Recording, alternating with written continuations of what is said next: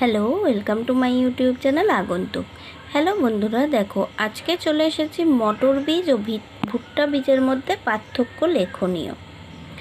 এইরকম যখন আমরা পার্থক্য লিখব তখন একটা টেবিল বানিয়ে নেব।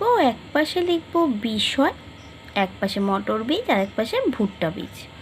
এবার কোন কোন বিষয়ের উপর পার্থক্য লিখব না, 1 নম্বর পার্থক্য প্রকৃতি।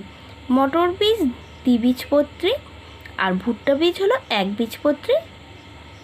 মটর বীজ দ্বিবীজপত্রী অশস্যল বীজ আর ভুট্টা বীজ একবীজপত্রী শস্যল বীজ। এবার চলে আসবো বৈশিষ্ট্য।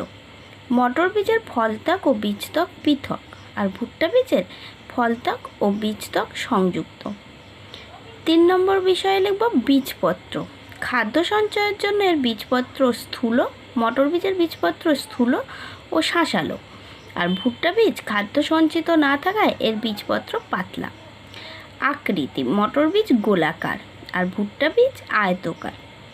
ভ্রূণাক্ষের অবস্থান, ভ্রূণাক্ষ মটর বীজে দুটি বীজপত্রের মধ্যে অবস্থিত আর ভুট্টা বীজের ক্ষেত্রে ভ্রূণাক্ষ বীজপত্রের পাশে অবস্থিত।